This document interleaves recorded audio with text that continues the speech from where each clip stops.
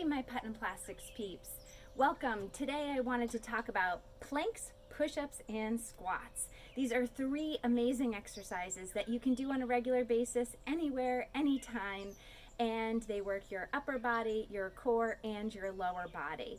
What I do hear from people when I often recommend doing these three exercises, I hear that sometimes it might bother your neck, your shoulders, your back, or your knees, and it could be because we're not doing them properly. So today I wanted to go ahead and review some modifications for these exercises, along with some proper points to keep in mind to have good form and not to feel those areas bothering you and to feel those muscles working in all the right places. So let's go ahead and start with our plank. With our plank, you can use a wall. So if you're going to be using a wall, you can use your hands, or what I recommend is a forearm plank. So you can do a forearm plank, and ideally you have your elbows either in line with your shoulders or slightly below them. That helps you to keep your shoulder blades down. If you have your arms up too high, that can put pressure into the neck and shoulders.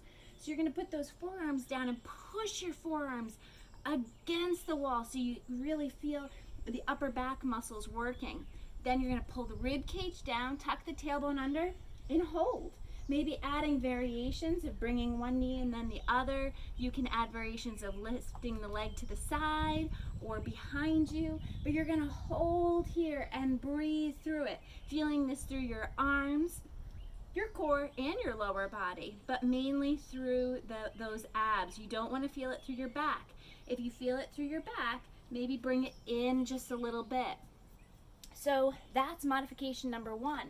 Modification number two would be to take it to your mat, either with your hands down on the mat or again your forearms.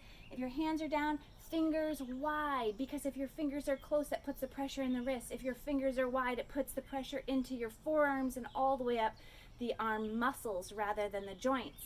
So we'll go ahead, put our hands down, shoulder blades will be back and down, chin tucked, holding here. Now if you feel this in your back, lower down to your knees, okay? And again, be sure that you have those elbows slightly bent. If you would like, you can always do one knee down, one leg up, and hold, breathe. So that's your plank. Next is your push-ups. Push-ups, again, up against the wall, fingers wide, remember, arms wide as well. And then you're going to release, forehead close to the wall, and then push away. And you really want to feel that through the muscles inside of your arm into your chest, okay?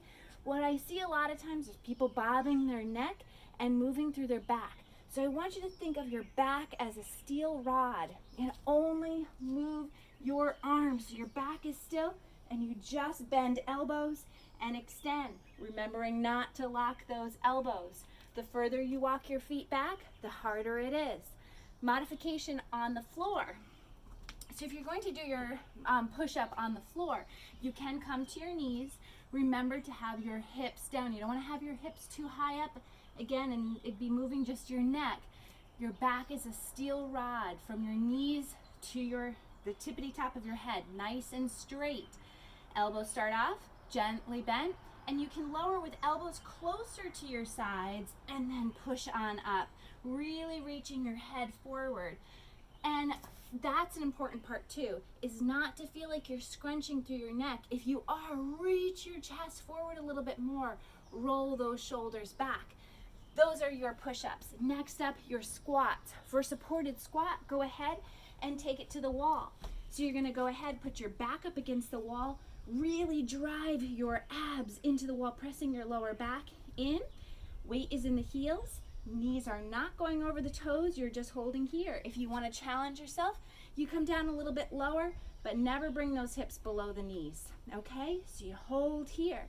If you want, you can take it off the wall and just do mini squats. You don't have to take it too low. You just need to make sure weight is in the heels, knees don't go over the toes, and that core is engaged. So trying not, again, to hinge at the back, right? I see this a lot.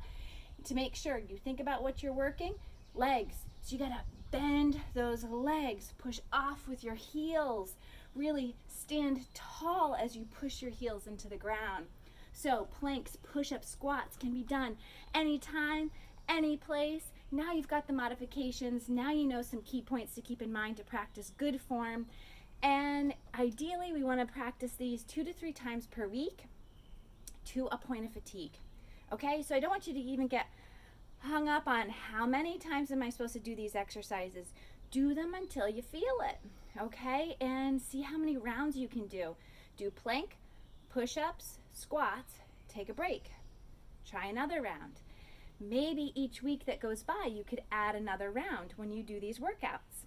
This helps to prevent you from thinking about, oh, what exercise program should I be doing? Trying to get a video set up. This, again, you can do anytime, any place. You have these 3 exercises. Works core, upper body, lower body. And you don't even have to think about it. Something is better than nothing. Keep it simple. Do these exercises, but if you do want to expand upon your program, let me know and I can help you out. Have a great day.